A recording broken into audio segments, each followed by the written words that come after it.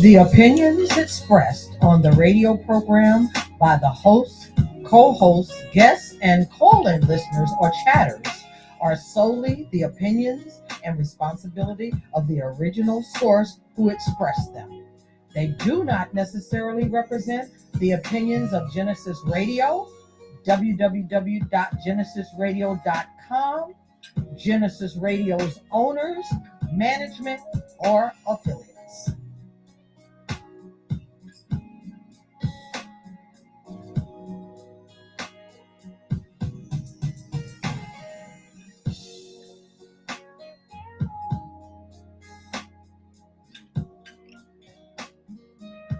It's another Thoughtful Thursday, the first of many for the year 2025.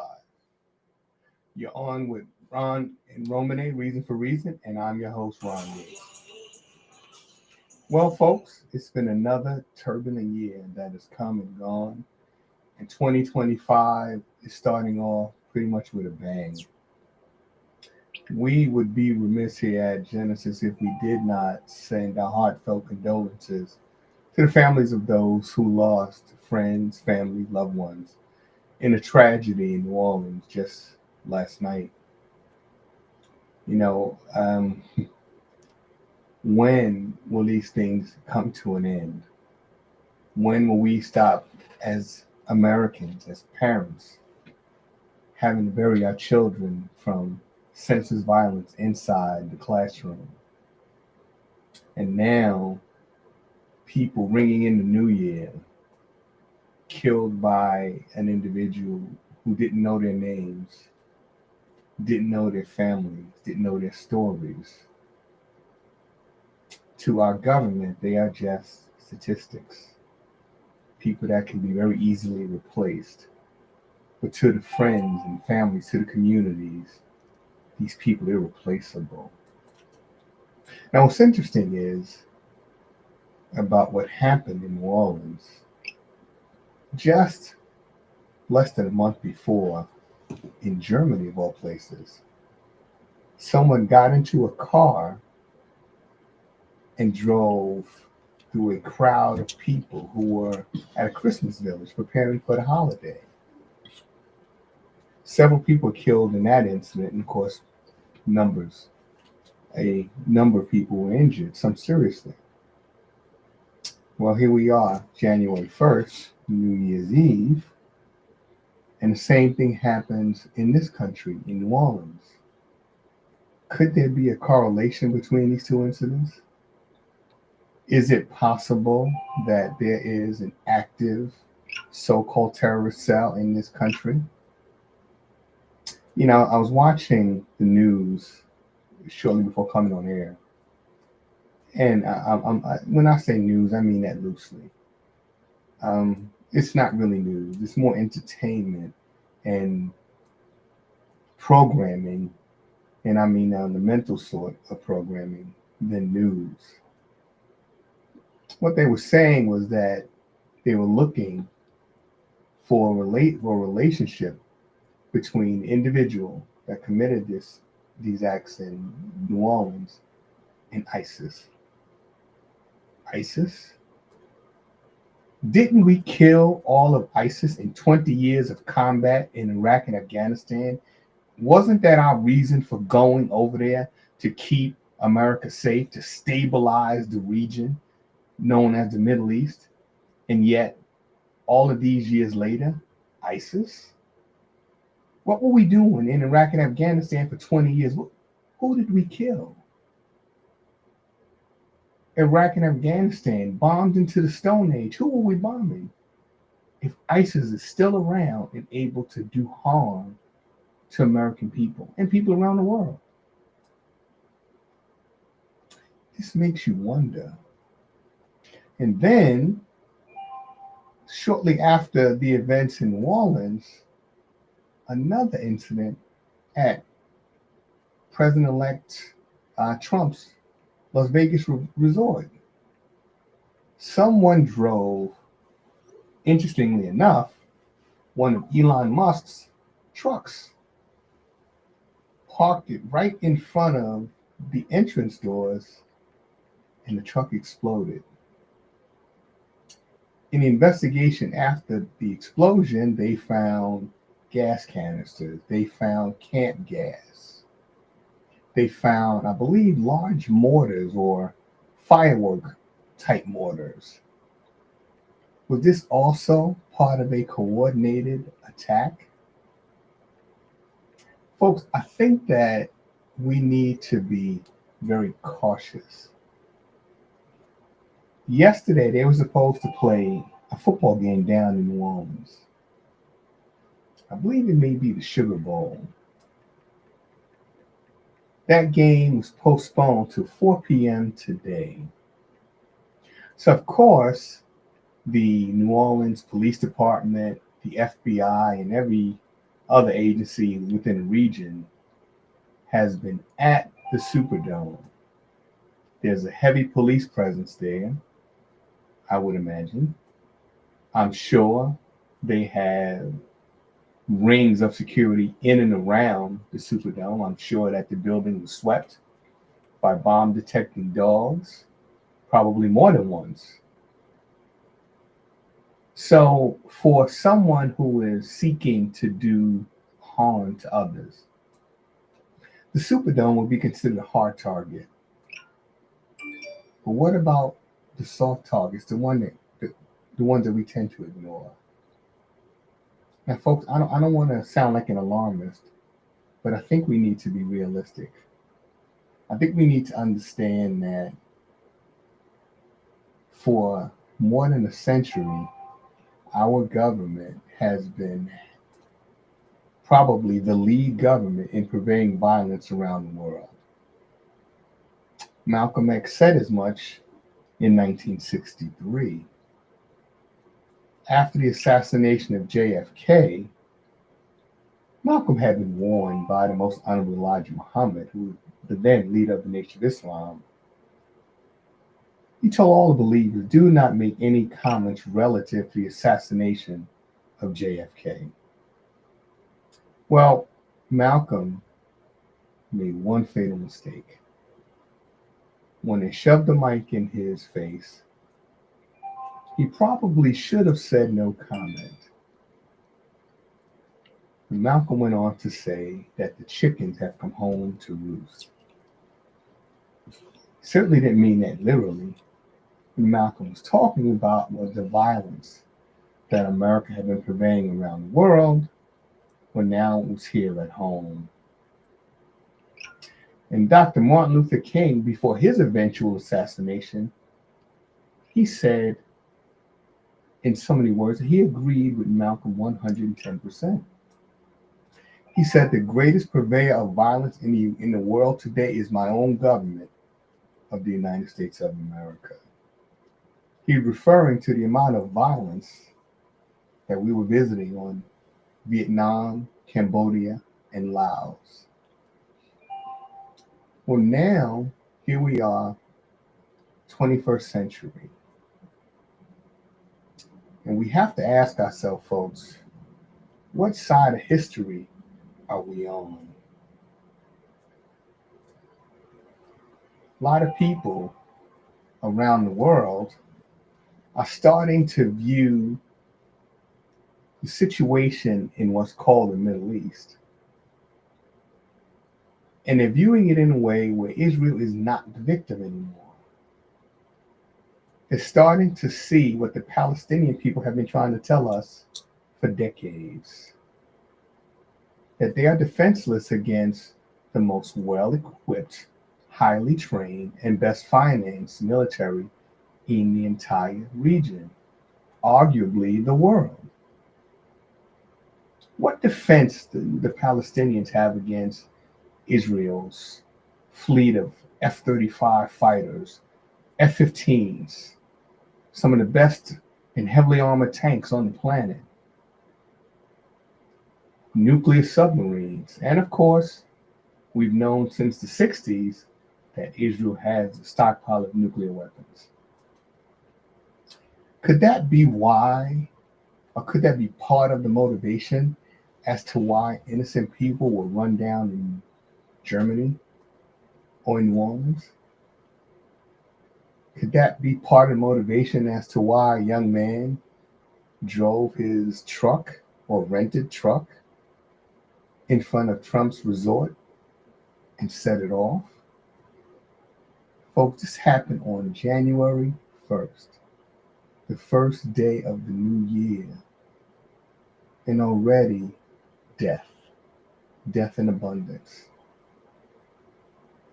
Yet, people in this country will go on about their day to day life like as if nothing ever happened. I can remember the events of 9/11 like they were yesterday. What I don't remember is life prior to the 9/11. 9/11 was such a cataclysmic event that most of us don't remember what we were doing prior to September 11th, 2001. Most of us don't remember life before the Patriot Act, before the expanding of the government bureaucracy to include Homeland Security, to include the TSA. Most of us don't remember when you can get on a plane without stripping almost naked. Most of us have forgotten when you could walk on a plane with a bottle of water, a cup of coffee. Now those things, well, you know, water can explode. They don't tell you how, they just confiscate your water. If in the event you're traveling with an infant, well, then they'll just have to take your water and subject it to radiation and then tell you, oh, yeah, now you can give it to your infant to drink. Anyway, I just think that there could be a correlation between what happened in Germany, what happened in New Orleans, and also what happened in Las Vegas. The FBI and other intelligence agencies are saying that they were able to get the young man from New Orleans who ran down, I guess, 14 people. 14 of those people have died. Others were seriously injured, but 14 have died. Well, they were able to get 3 of his phones, and I guess they forensically went through his phones, and they could not find a link to ISIS.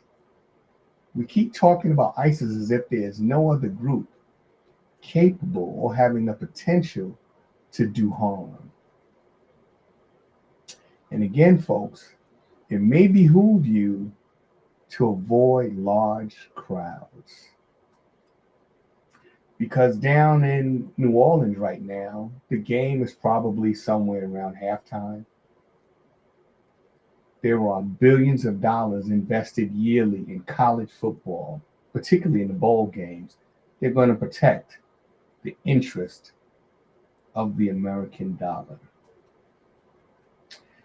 In a few weeks, we'll have the Super Bowl, and you better believe the Super Bowl will be heavily protected. But what about the high school game? What about the weekend activities? What about going to a shopping mall? After 9/11, all that was shut down. People were so afraid. We stayed indoors. We didn't trust one another. People that we knew for years, that we worked with, all of a sudden, you'd ask them for things like, can I see your ID? Well, you know me. We've been working together now for 10 years. Yeah, but the fear was real. And I don't want to be, as I said, an alarmist and say be afraid, but be vigilant. If something doesn't look right, then it's probably not right. And I think that what's happening in this country, yeah, I think that there are people who are listening to our incoming president, Donald J. Trump. And I think that for them, and I mean countries around the world, some of the things that Trump has said he wants to do has made them somewhat uneasy. Trump has talked about retaking control of the Panama Canal. Well, the Panama Canal is probably or arguably Panama's greatest source of revenue. Every ship that passed through those locks pays quite a bit of money to travel from the Atlantic Ocean to the Pacific. Trump says he wants control of the canal. But how do you get it? The Panamanian government certainly is not going to just sign over control of their greatest source of revenue to the United States. So do we take it by force? He also talked about Greenland. Greenland has been under the control of Denmark for as long as I can remember. You know, when he was president the first time, he talked about buying Greenland. I don't know, do we have that kind of money? I mean, we can't repair our roads. Our infrastructure is crumbling, and yet we have money to buy Greenland? Where did the money come from? We'll come back to that. Folks, if you have some thoughts or if you just want to share something, give us a call here. The number is 888-304-4401. Again, 888-304-4401. And this is Ron and Roman and Reason for Reason, and I'm Ron Yates. Now let's go back. We were talking about money a second ago. When President Clinton left office around 2000, reportedly America had a budget surplus. Most of us go through our lives, or have gone through our lives, never thinking that one day our government would actually balance the budget and actually have some money in surplus supply. Well, we did. That money was handed over to the George W. Bush administration. That money could have gone to do things like fund education, reduce the amount of debt that so many across this country are saddled with for generations.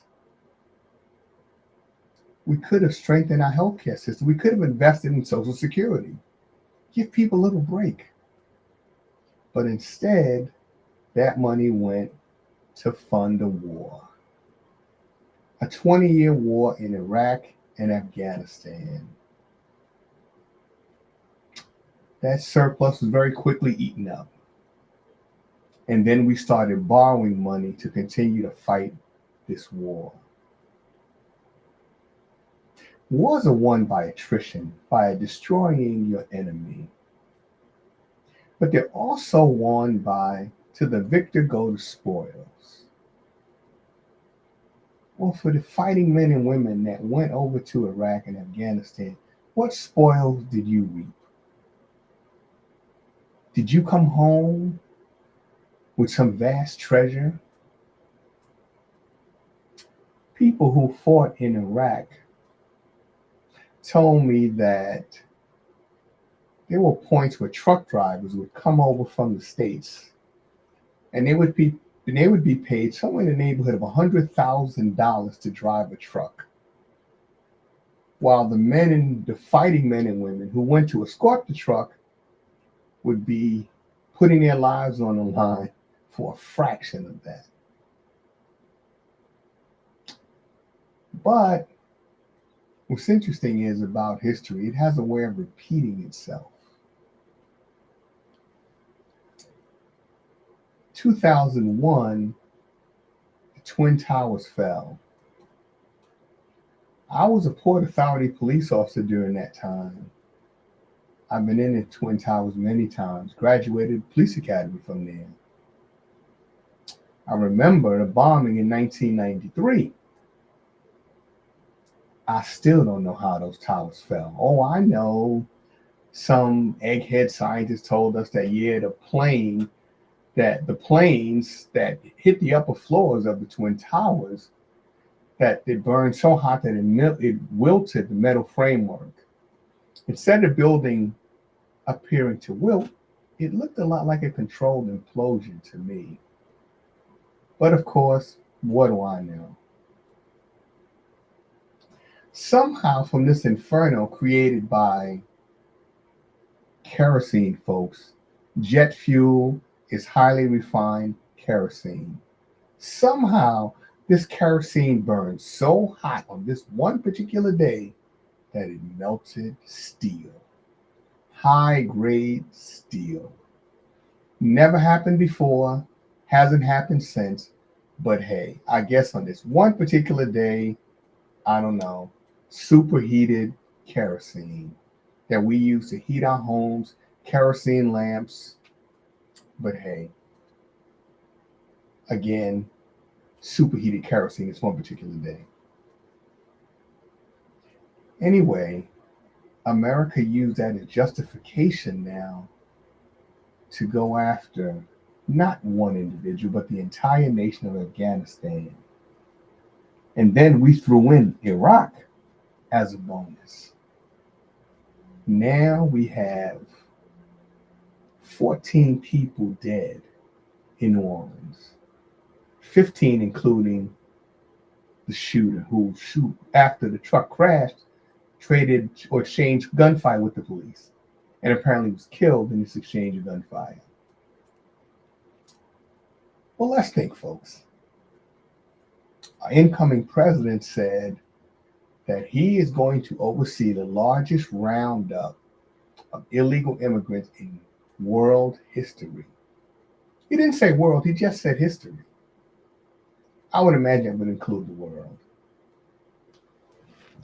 Well, what happens if now we use the threat of terrorism as justification for rounding people up?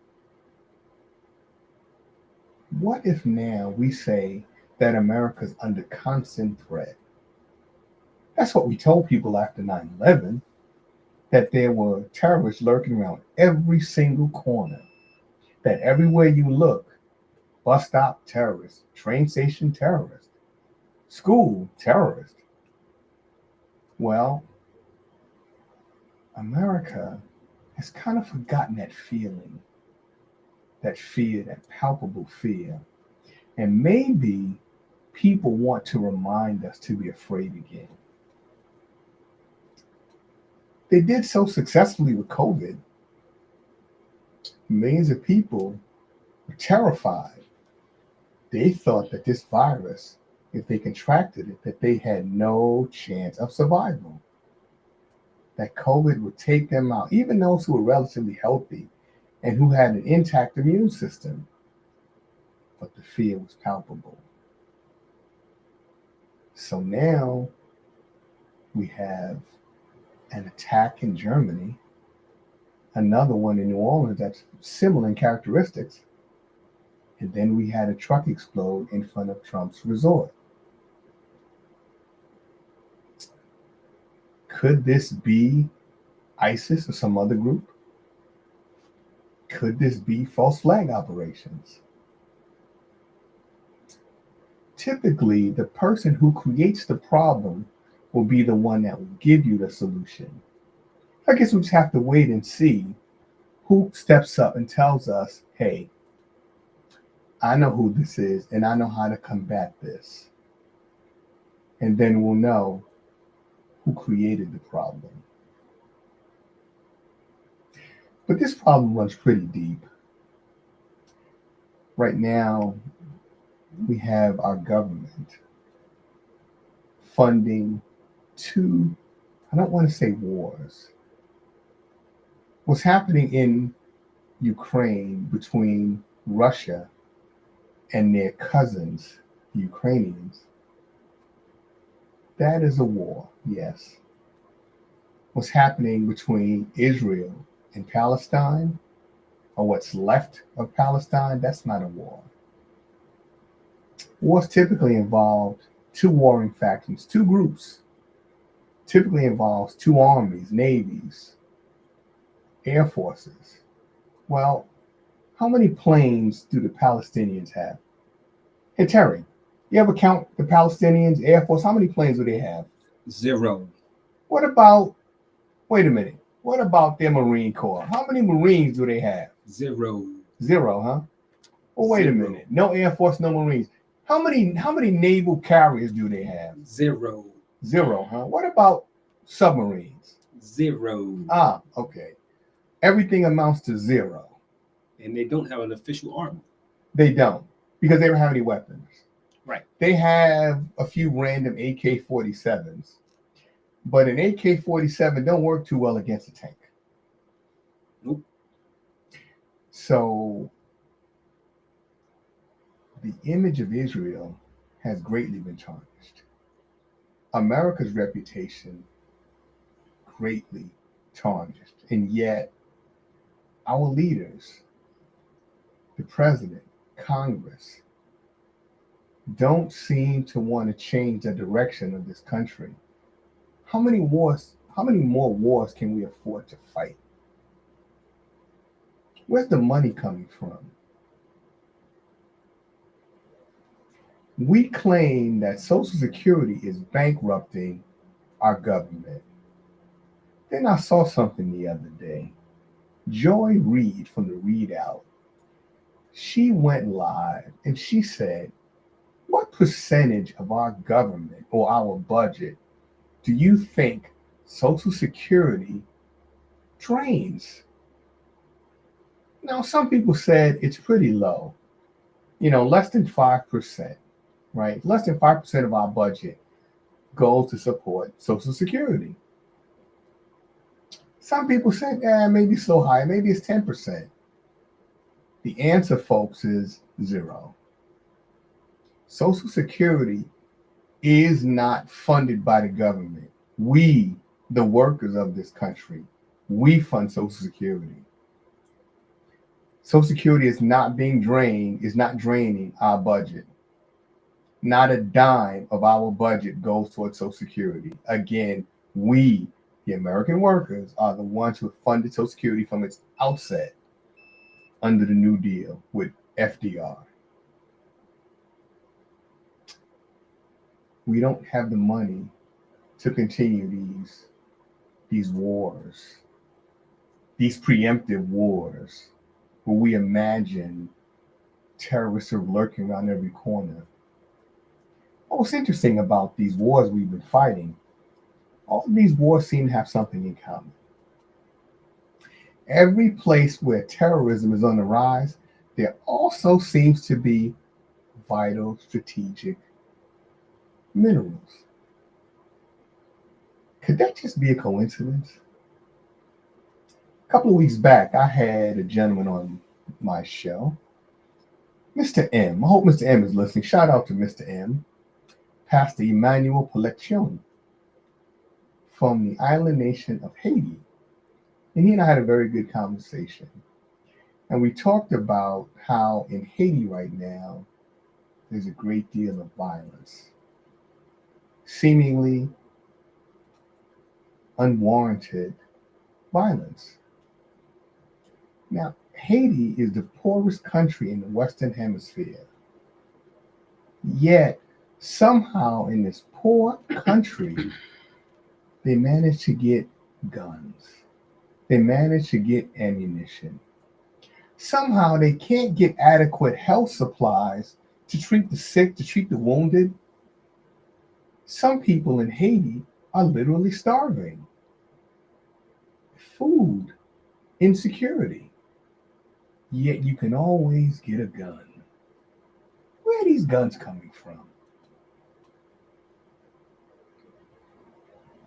I guess the same place they come from when they end up in Harlem or South Central or the South Bronx or even in some of these rural communities. But we can't seem to read between the lines. Even though sometimes we hate our government and we blame one party over the other, as soon as they tell us war, all of us come running. We coalesce around our government, allow them to lead us into what? How have we benefited from any of the wars we fought? And we fought a hell of a lot of them. I see very few returning vets who come home, who are happy when they come home, who come home and find jobs, who come home and find veteran facilities that are high quality, who don't have to wait months for an appointment, who are told, yeah, I understand that you've been through a great deal. I understand about PTSD. However, here's a pill. Take that and we'll see you in about 6 weeks. Thank you for your service. Folks, if 2025 is saying anything, it's saying to wake up. Someone is trying to get our attention. What happened in New Orleans? What happened in front of Trump's resort? That didn't get our attention. Not yet. Sometimes, if someone tries to get your attention, they'll tap you on the shoulder. If they don't get your attention, sometimes the tap becomes a little more forceful. But someone is definitely trying to get our attention. And if they don't have it yet, believe this tap on the shoulder is going to become more forceful.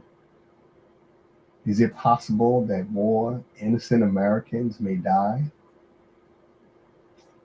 Is it also possible that people abroad in other countries don't view any American as being innocent? Could that be possible? Could other people look at us as being colonizers? Could other people see us as aggressors? Could other people see us as bullies?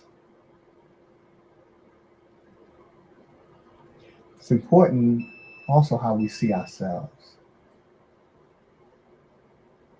But how can you see yourself if you've never been told the truth?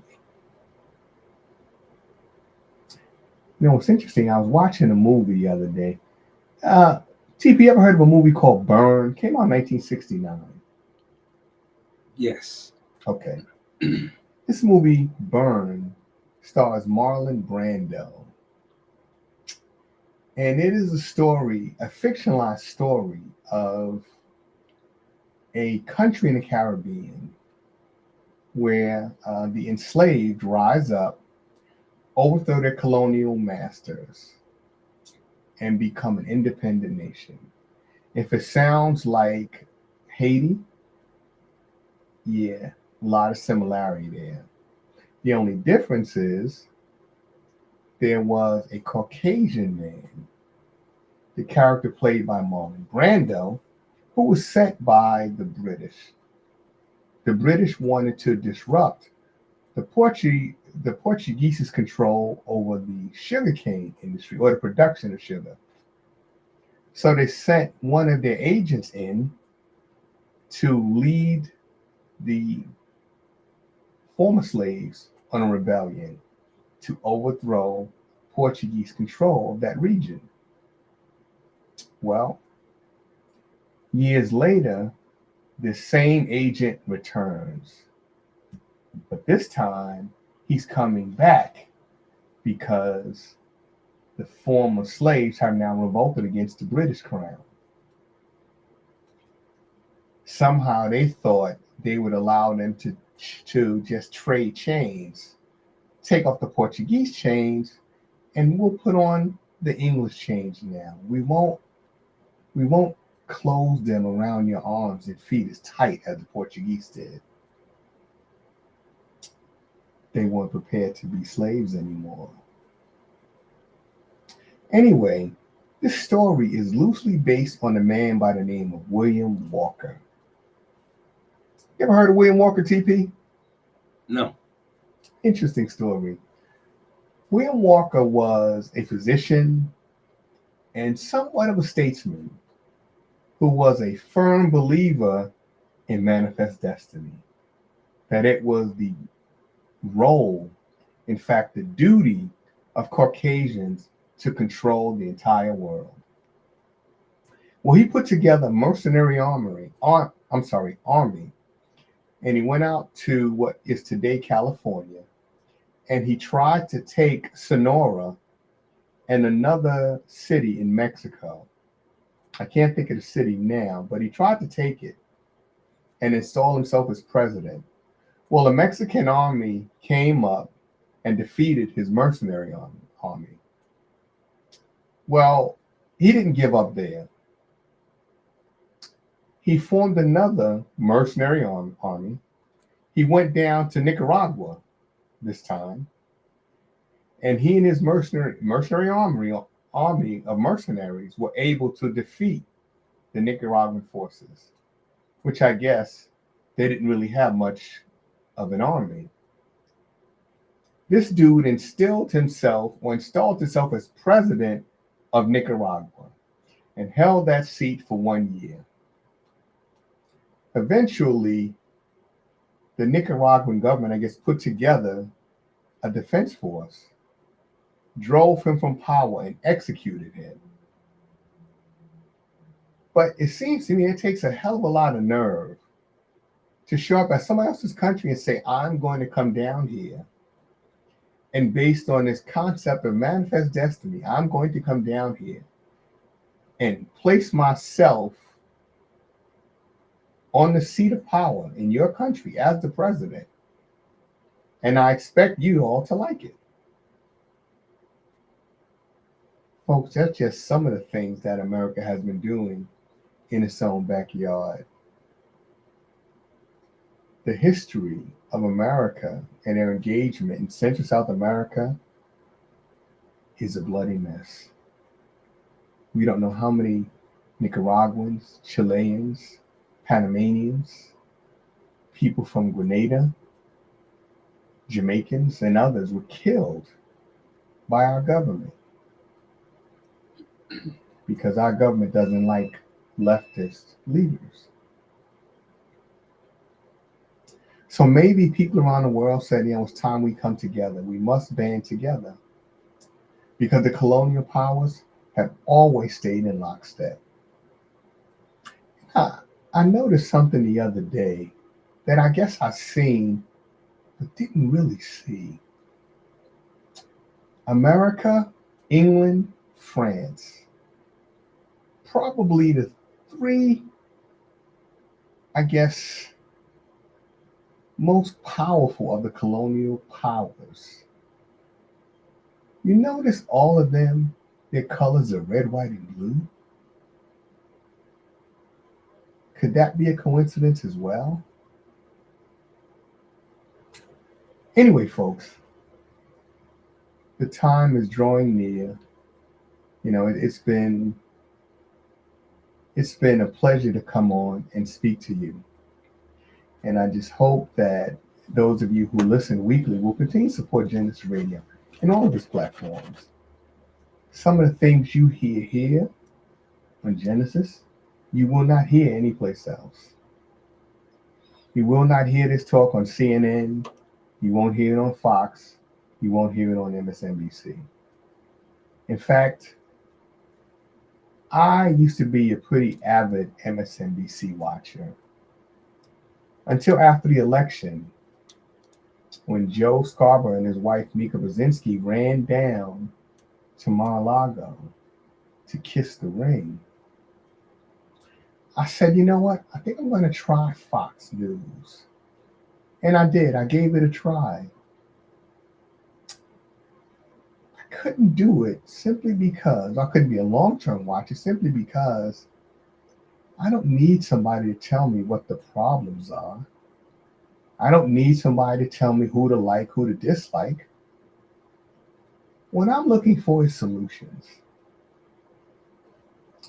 When a marriage breaks up, it typically involves one, I shouldn't say one, it typically involves both parties.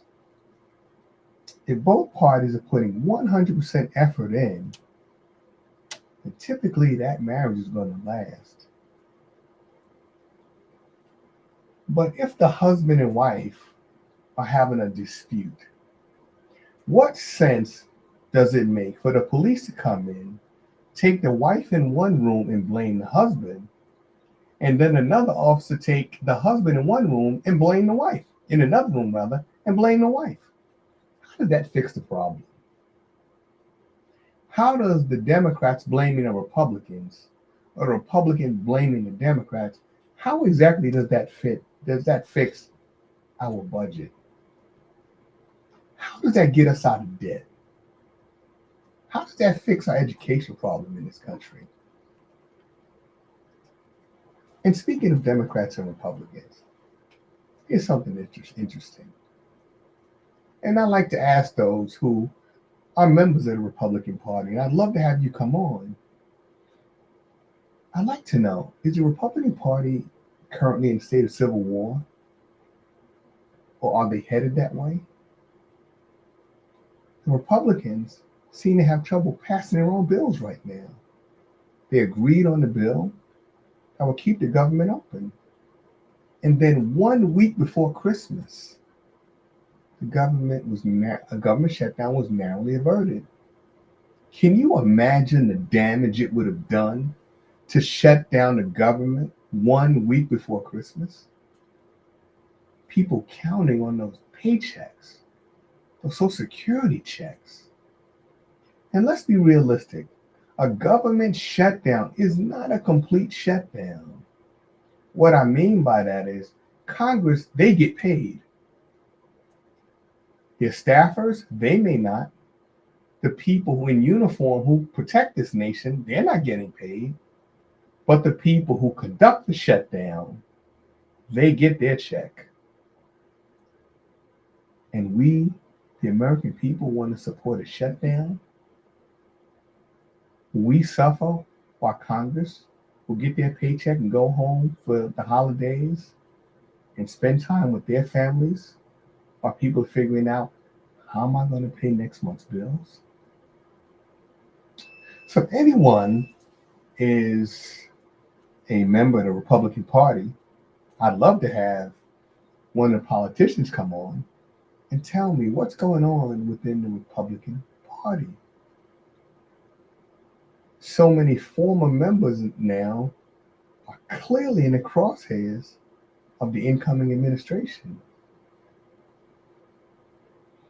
How can you have party cohesiveness when you can't agree on anything? Anyway, folks, I just wanted to come on and talk about the events in New Orleans, the events in Germany, and the similarities. Wanted to make people aware of what happened down in Las Vegas with Trump's resort down there. And maybe people will think about something that I've said. Maybe you'll be a little more hesitant to go to the shopping mall. Maybe you'll be a little more vigilant when you're in a crowd. And that's something we should do regardless of the threat of what's called terrorist activity. You know, I was watching the New York news the other day, or the New York programming, psychological programming, and I saw a gentleman was pushed in front of a subway train. Folks, if you're getting on a subway, and this is a trade secret, I'm not supposed to tell you this, but I'm going to. Folks, if you're waiting for the train, you don't have to stand on the edge of the platform. The train will come into the station. I know a lot of you do not believe this, but it is 100% scientifically proven that even if you are not standing on the edge of the platform, the train will come into the station. Folks, that young man fortunately survived. There's no reason to stand on the edge of the platform. You need to be vigilant. You don't know who's standing behind you. We have so many people in this country that are dealing with serious mental health issues. And all it takes is that one person to be standing behind you when the train is pulling into the station and you're standing right on the edge of the platform. I haven't ridden the subway in a number of years. Really don't plan on it. But if I do, you're going to have to drag me from the wall across the platform to get me to the edge, because I'm not standing right on the edge of the platform. Because again, it's scientifically proven the train will come into the station even though you are not standing right on the edge of the platform. So folks, be vigilant, be aware. If you see something, probably a good idea to say something. And as I said, America will always protect its assets. Now, when I say assets, we used to say our children are our greatest gift. Yet we allow our children to be killed in schools. We've had a school shooting just a few weeks back. We allow that to happen. No real legislation aimed at ending senseless school violence. But I can't recall the last time a person was shot on Wall Street. If you go on Wall Street and you pull out so much as a ham sandwich, there'll be uniform as well as non-uniform armed people ready to blow you away. That's on Wall Street. You find that at the Superdome. That'll definitely be the case at the Super Bowl. Too much money involved. But at those smaller venues where it's just the American people, you're not going to see just throngs of police. You know, the other night I was watching as they were preparing to ring in the new year from Times Square, and there were literally cops everywhere. But you go to some local basketball game, you might see one or two if you're lucky. And folks, a police presence. I was a police officer, so I can tell you, it gives people a psychological sense of well-being. But the cops were in New Orleans when the truck went speeding through the crowd. Cops are not supermen. If they went in the path of that truck, they would be a casualty or fatality. Just mere police presence doesn't mean anything anymore. And people know that. A lot of these exercises we do, you go on 42nd Street, police cars riding up and down 42nd Street, siren lights and sirens blaring. That's what you call an image post. You're just there as a deterrent. Well, if all of the cops on 42nd Street riding up and down with their lights and sirens blaring, who's in Brownsville? Who's on 135th Street? Who's in Bedford-Stuyvesant on Nostrand Avenue?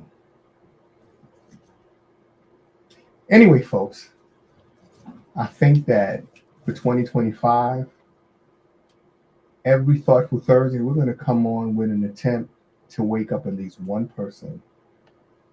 At the end of 2025, 52 weeks in a year, if we have woken up 52 people, then we've done our job. Hell, if we woke up one person, then we've done our job. If one person listens to what they hear, and not just on my show, all the shows on Genesis platform, if something you hear wakes you up and spurs you to action, then we have done our job. And that's what we're trying to do here at Genesis Radio. It is so important to have independent platforms that can talk about the things that you won't hear on CNN, MSNBC, Fox, or any of these other corporate news entities. when you sit there and you watch, I don't care which one you watch, ask yourself one question: who owns these people? Who sets the journalistic agenda? All of these news agencies are owned by very wealthy people. Do you think they're going to tell you the truth? Do you think they're going to give you facts? Do you think they want you to wake up and be aware of what's going on? They know a revolt is coming and they're preparing for it. The only people that don't seem to know is us. We're always the last to know. Well, folks, that's about my time. I just want to say to those of you who celebrate the holidays, Merry Christmas. I hope you had a Merry Christmas. I hope you have a healthy and prosperous New Year. And we hope to see you and hear from you here on our show and all the shows across the Genesis spectrum. Keep listening in, keep supporting, and call in, write in, email us so that we can get some of your thoughts on the air, share some of your ideas with people in this country and around the world. So, folks, I hope you have, again, a healthy and prosperous New Year. And please, folks, be vigilant. If you see something, say something. If it doesn't feel right, then it probably isn't. Peace.